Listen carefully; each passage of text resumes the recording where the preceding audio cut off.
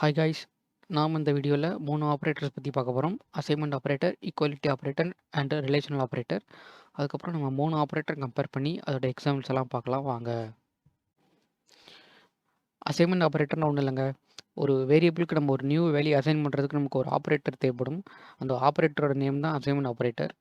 நம்ம ஒரு வேரியபிளுக்கு நம்ம மல்டிபிள் வேஸில் வேல்யூஸ் அசைன் பண்ணலாம். வாங்க இப்போ அந்த மல்டிபிள் வேஸ் என்னென்னலான்னு வீடியோவில் பார்க்கலாம்.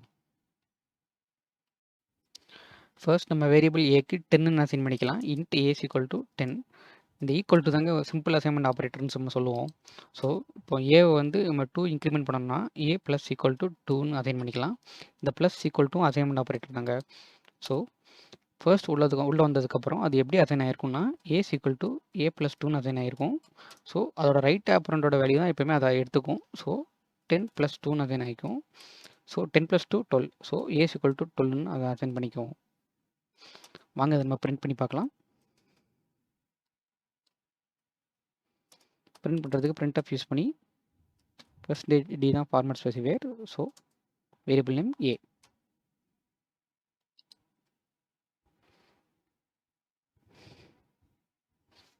பார்த்தீங்கன்னா ஏ இன்க்ரிமெண்ட் 2 ஆகி 12ன்னு பிரிண்ட் ஆயிடுச்சு. இப்போ நம்ம அது எப்படி டிக்ரிமெண்ட் பண்ணுறதுன்னு பார்க்கலாம் வாங்க. டிக்ரிமெண்ட் பண்ணுறதுக்கு அதே மாதிரி தாங்க, ஏ மைனஸ் ஈக்குவல் டு 2ன்னு போட்டோன்னா அது 10 வந்து 2ஆக டிக்ரிமெண்ட் பண்ணி 8ன்னு பிரிண்ட் பண்ண வைக்கும். வாங்க ரன் பண்ணி பார்க்கலாம். பார்த்தீங்கன்னா 8 பிரிண்ட் ஆயிடுச்சு. இதே மாதிரி தான் நம்மளுக்கு மல்டிப்ளிகேஷனுக்கும் ஏ ஸ்டார்ஸ் ஈக்குவல் டு 2ன்னு போட்டோன்னா ஏ வந்து 2 டைம் அதை மல்டிப்ளை பண்ணி பிரிண்ட் பண்ணும். ஸோ 20 பிரிண்ட் ஆகிருக்கும். வாங்க ரன் பண்ணி பார்க்கலாம். பார்த்தீங்கன்னா 20 பிரிண்ட் ஆகிருக்கு. இதே மாதிரி தான் டிவிஷனுக்கு வந்து நமக்கு 2 ரிசல்ட் வரும். ஒன்று குவேஷன், ஒன்று ரிமைண்டர். இப்போ நம்ம குவேஷன் வேணும்னா ஏ ஸ்லாஷ் ஈக்குவல் டு 2ன்னு போட்டால் அதோட குவேஷன் நம்ம பிரிண்ட் பண்ணி கொடுத்துரும். 10/2க்கு நமக்கு குவேஷன் வந்து 5ஆக இருக்கும். ஸோ அது நம்ம 5 பிரிண்ட் பண்ணி கொடுத்துரும். வாங்க அதை ரன் பண்ணி பார்க்கலாம். 5 பிரிண்ட் ஆயிடுச்சு. இதே மாதிரி தான் நமக்கு ரிமைண்டர் இருக்கும். ரிமைண்டர் பண்ணும்போது நமக்கு மாடுலோ ஆப்ரேட்டர் யூஸ் பண்ணணும். ஏ மாடுலோ 2 அப்படின்னு கொடுத்துக்கணும். இப்போ அதை ரன் பண்ணி பார்க்கலாம். இப்போ 0ன்னு பிரிண்ட் ஆகும். ஏன்னா ரிமைண்டர் வந்து 0.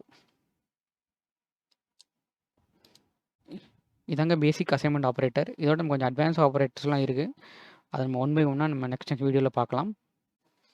இப்போ நம்ம ரிலேஷனல் ஆப்ரேட்டர் என்னென்னு பார்க்க போகிறோம். ரிலேஷனல் ஆப்ரேட்டர்னால் ஒன்றும் இல்லைங்க, இப்போ நம்ம 2 எலமெண்ட்டையோ இல்லை 2 வேரியபிளையோ நம்ம கம்பேர் பண்ணுறதுக்கு நமக்கு ஒரு ஆப்ரேட்டர் தேவைப்படும். அந்த ஆப்ரேட்டரோட நேம் தான் ரிலேஷனல் ஆப்ரேட்டர். ரிலேஷனல் ஆப்ரேட்டர் பொறுத்த வரைக்கும் அதோட ரிசல்ட் வந்து ஒன்று 0வாக இருக்கும், இல்லைனா 1ஆக இருக்கும். இஃப் சப்போஸ் அந்த கம்பேரிசன் வந்து ட்ரூவாக இருந்துச்சுன்னா அதோட ரிசல்ட் வந்து 1ஆக இருக்கும். இஃப் சப்போஸ் அந்த கம்பேரிசன் வந்து ஃபால்ஸாக இருந்துச்சுன்னா அதோட ரிசல்ட் வந்து 0வாக இருக்கும். ஒரு டெசிஷன் மேக்கிங்க்கு ரிலேஷனல் ஆப்ரேட்டர் ரொம்ப ரொம்ப முக்கியம் தாங்க. இப்போ வாங்க அதோட டைப்ஸ் என்னன்னு பார்க்கலாம். இதாங்க டைப்ஸ் ஆஃப் ரிலேஷனல் ஆப்ரேட்டர். மொத்தம் 6 டைப்ஸ் இருக்குது. ஃபர்ஸ்ட் டைப் வந்து greater than operator. For example நம்ம வந்து a = 10, b = 5 அசைன் பண்ணிக்கலாம். கண்டிஷன் வந்து a greater than b, 10 is greater than 5. Condition வந்து ட்ரூ தான். ஸோ இந்த எக்ஸாம்பிளை பொறுத்த வரைக்கும் அதோட ரிசல்ட் வந்து 1ஆக இருக்கும். 1 பிரிண்ட் ஆயிரும். அதே மாதிரி தான் லெஸ்ஸர் தென் ஆப்ரேட்டர் இருக்கும். இப்போ நம்ம greater than or equal to ஆப்ரேட்டருக்கு வரும்போது மொத்தம் 2 கண்டிஷன் அதை செக் பண்ணும். ஃபர்ஸ்ட் கண்டிஷன் வந்து a greater than b இருக்கான்னு செக் பண்ணும். ரெண்டாவது கண்டிஷன் வந்து ஏவும் பியும் ஈக்குவலாக இருக்கான்னு செக் பண்ணும். இப்போ ஃபர்ஸ்ட் கண்டிஷனவே அது ட்ரூவாக இருந்துச்சுன்னா செகண்ட் கண்டிஷனுக்கு போகாது, 1 பிரிண்ட் பண்ணிடும். ஃபர்ஸ்ட் கண்டிஷன் வந்து ஃபால்ஸாக இருந்துச்சுன்னா அது வந்து செகண்ட் கண்டிஷன் போகும். செகண்ட் கண்டிஷனும் ஃபால்ஸாக இருந்தால் மட்டும் 0ன்னு பிரிண்ட் பண்ணும். இப்போ செகண்ட் கண்டிஷன் ட்ரூவாக இருந்துச்சுன்னா அது 1ன்னு பிரிண்ட் பண்ணிடும். ஃபார் எக்ஸாம்பிள் a = 10, b = 5 வச்சுக்கலாம். 10 greater than b first condition. So condition வந்து ட்ரூ. ஸோ 1ன்னு பிரிண்ட் ஆயிரும். செகண்ட் கண்டிஷனுக்கு போயிருக்காது.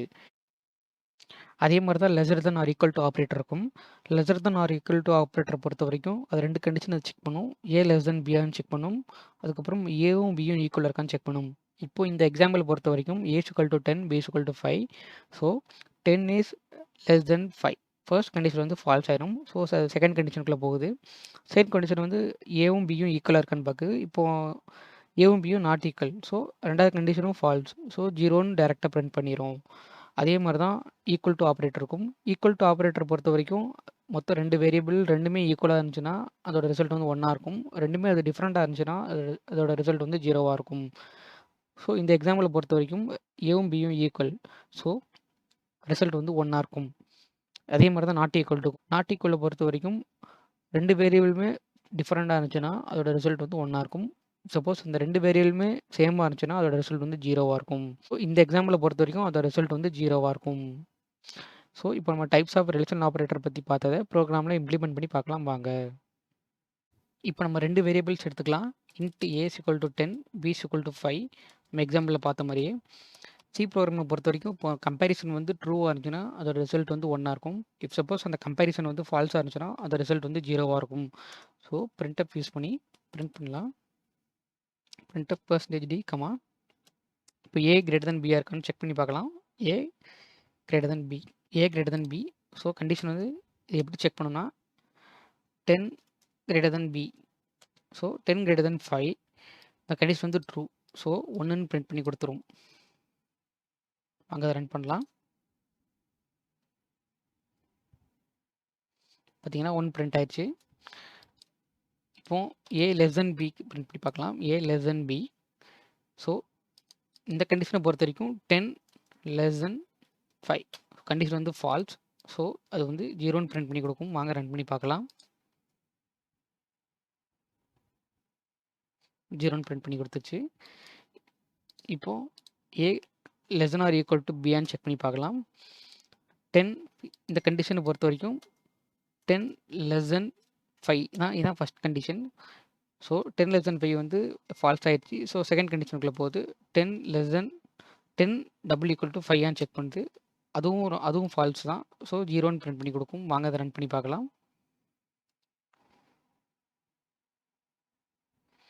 பார்த்தீங்கன்னா 0ன்னு பிரிண்ட் பண்ணி கொடுத்துச்சு. இதே இது நம்ம a greater than b இருக்கான்னு பார்க்கலாம். அதே எக்ஸாம்பிளுக்கு ஃபர்ஸ்ட் வந்து 10 greater than 5. ஸோ ஃபர்ஸ்ட் கண்டிஷன்லேயே அது வந்து ட்ரூ ஆயிடுச்சு. அதனால் செகண்ட் கண்டிஷனுக்கு போயிருக்காது. 1ன்னு டேரெக்டாக பிரிண்ட் பண்ணி கொடுத்துரும். வாங்க அதை ரன் பண்ணி பார்க்கலாம். பார்த்தீங்கன்னா 1ன்னு பிரிண்ட் பண்ணி கொடுத்துச்சு. இப்போ ரெண்டுமே ஈக்குவலாக இருக்கான்னு பார்க்கலாம். இப்போ b is equal to 10 assign பண்ணிக்கலாம். அதே மாதிரி a is equal to 10 assign பண்ணிக்கலாம். a double equal to b ரெண்டுமே சேமாக இருந்தால் அதோட ரிசல்ட் வந்து 1ஆக இருக்கும். ஸோ இதை ரன் பண்ணி பார்க்கலாம். ரிசல்ட் வந்து 1ன்னு வந்துருச்சு. இதே இது டிஃப்ரெண்ட்டாக இருந்துச்சுன்னா a not equal to b. இப்போ a not equal to b கொடுக்கலாம். ஸோ இப்போ ரெண்டுமே டிஃப்ரெண்ட்டாக இருந்துச்சுன்னா அதை மட்டும்தான் அது 1ன்னு பிரிண்ட் பண்ணும். ரெண்டுமே சேமாக இருந்தால் 0ன்னு பிரிண்ட் பண்ணும். வாங்க பிரிண்ட் பண்ணி பார்க்கலாம். பார்த்தீங்கன்னா 0ன்னு பிரிண்ட் ஆயிருக்கு. ஸோ இதை பேஸ் பண்ணி நான் 5 to 6 ப்ரோக்ராம் நான் டிஸ்கிரிப்ஷனில் கொடுக்குறேன். அதை சால்வ் பண்ண ட்ரை பண்ணுங்கள். Thanks for listening. பாய்.